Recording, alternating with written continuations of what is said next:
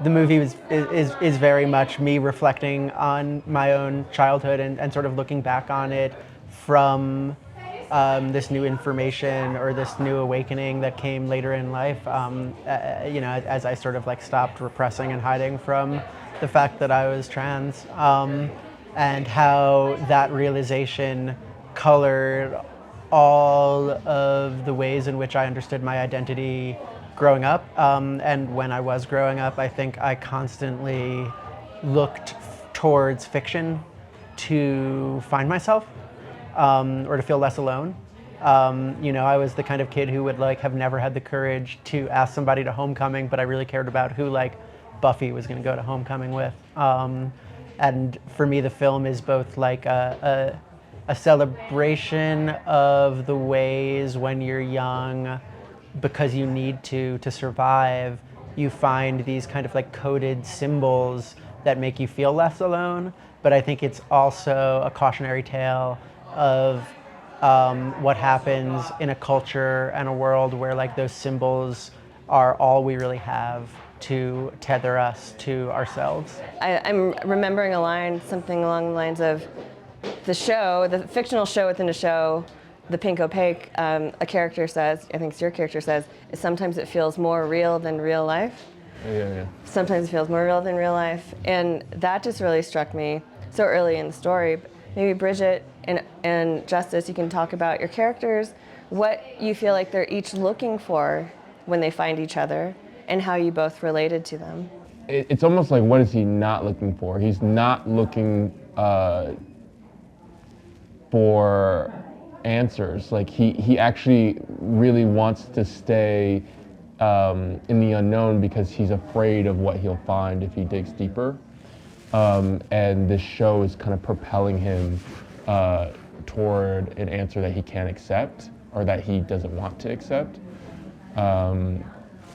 So I think throughout the movie, it's just how can I get away from this feeling of being uncomfortable in my own skin, but how can I also get away from the ways in which I can alleviate myself of that discomfort.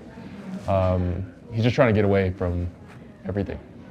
I feel like Maddie isn't really looking for anything. I feel like Maddie is looking for another universe. And when Owen finds her, she realizes that maybe this is someone else who can find the other universe with her. I think maybe she doesn't and would never acknowledge her own loneliness, but I think when they meet in the cafeteria, she sees something in him that is as hungry as her, to recognize the falseness of everything around them. And I think later on, that yearning for escape just gets more and more intense and more focused, because she starts to really believe and understand and is freed by the realization of there actually is another universe and I live in it, and we can all live in it if we choose to bury ourselves and rid ourselves of this facade, which is the reality that we've all accepted, the social codes that we've all accepted. But it's deeply painful, and I think she understands that hardly anyone else. No one will be able to do that with her, but maybe Owen can. Jane, you mentioned Buffy the Vampire Slayer as one of the inspirations. I feel like I detected a little bit of Are You Afraid of the Dark? A lot of classic SNCC programming in The Pink Opaque, which is so fun because it's so realized in a way that I am watching it, you're like, this is a real show that existed, right? Can you talk a little bit about building the world of The Pink Opaque? It was a lesson I learned on my first film. We're all going to the World's Fair, because I'd seen so many movies do the internet wrong. I'd seen so many movies, show the YouTube kid, hey guys, welcome to my channel. And just immediately that this is somebody who created this that has not spent 15 minutes being in love with the internet in their life. And I think the important lesson I learned from that film was never talk down to it, right? If these are movies about love, if these are movies about people who are falling deeply in love with something on a screen, the thing on the screen can't be something that I'm looking down on. It has to carry that magic, and this is kind of easy for me because like I've been that kid. As far as this movie goes, yeah, like I did a lot of thinking about like the ambiance of like those TV shows that meant so much to me as a kid, and what felt enveloping about them, what kind of like iconography, what kind of humor, what kind of like even just like style of speaking went into creating something that I could really like cling to. And yeah, just trying to lovingly bring it to life. Like the days on set when we were doing pink opaque moments, and the days on set when we were doing especially the pink opaque moments that felt like implicit nods to Buffy or Are You Afraid of the Dark, I was just like, I can't believe I'm getting to make this, because it's like I've just like it's very easy for me to feel like a kid doing that. I watched 5 seasons of Buffy before we started. I'd never seen it, and it was so much fun because like that world is so earnest and loving, and it's so funny in a way. Like you kind of like when you first start watching it, it's like how Owen experiences like rewatching the Pink Opaque later. You're like, this is like corny as hell, what's happening? But then when you get into it, you realize like, oh, this is a universe where like anything is possible, and like these people depend on each other. And I feel like that energy just kind of seeped into my understanding of Maddie, and so it felt like that was part of the flow of her character arc. I don't think she was ever not in the Pink Opaque, you know. Tracking what was real was the first thing I had to do when I sat down with the script, and not even necessarily like real, as in like all a part of the same universe, but like what was true in each moment. And a big example of that was tracking the arc of narrator Owen, who was a slightly different character than Owen, and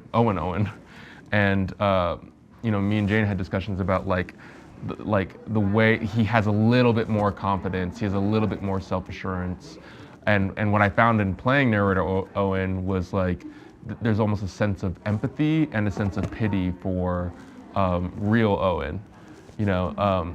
But yeah, even balancing those, like Owen is so many different characters throughout this film, and like having to like bring essences of the others into each other, but then still give them their own identity.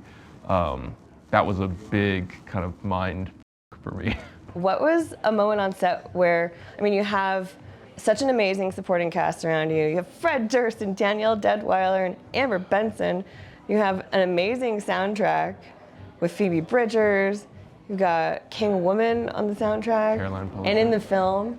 What was, for each of you, a moment on set making this where you're like, this is cool, this is a cool moment? Oh, there were so many of those moments. Probably the TV. That was like one of the first scenes we shot. When my head is, well, I don't want to spoil anything. No spoilers. I think that's going to be in the trailer. You can say it. Okay, yeah, my head in the TV. That's pretty cool. The ice cream truck. I wasn't in that scene, but I was there for that day. That was sick. Seeing a lot of like the character art. When Helena Howard got to set, because I just like felt something from her instantly, like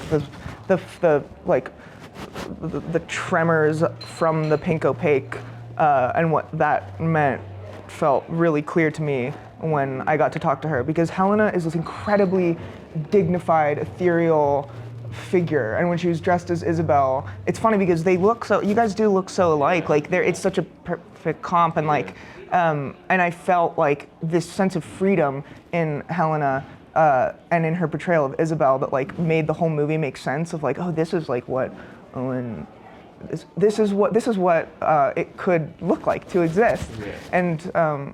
And yeah, and her and Lindsay as well, like seeing myself and Lindsay as a comp, like this like, tough kid, like it was just so fun to watch the real Pink Opaque scenes being filmed.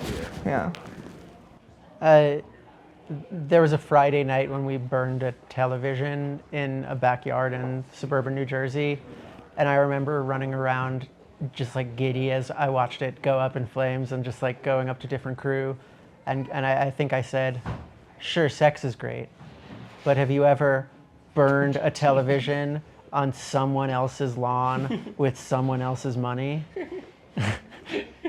It is beautifully inflamed. I remember it's like dripping. It's on fire and dripping. That's just what molten. happens. That's just what happens when you light it up. It's gorgeous. So good. Yeah, that felt good. Very lastly, when people see this movie, especially young people like Owen and like Maddie, what do you hope they take away from it? How do you hope they connect with it? I think I'm always trying to make movies for me at 16. And just because music and film and television were lifelines for me then, I want to make movies that can be like a hug from a stranger. And I want to make movies that, like, sad songs, if you're a type of person who finds comfort in sad songs, they'll make you feel like there's somebody else out there who's been through what you've been through. And I think that's really just like at the end of the day, what is behind it all for me is like trying to make work that can be caring for somebody in some way. I think I want people to feel a sense of autonomy after watching this. I want people to start getting comfortable, like ripping away the suffocation that everything around you, like all the social codes, will teach you that you have to take. I want people to start like screaming after watching this movie, and start like teaching themselves how to think again. I think life is about death. It's about many deaths and burning yourself up and then being reborn, whatever that means for you. So I hope it aids somebody in their transformation.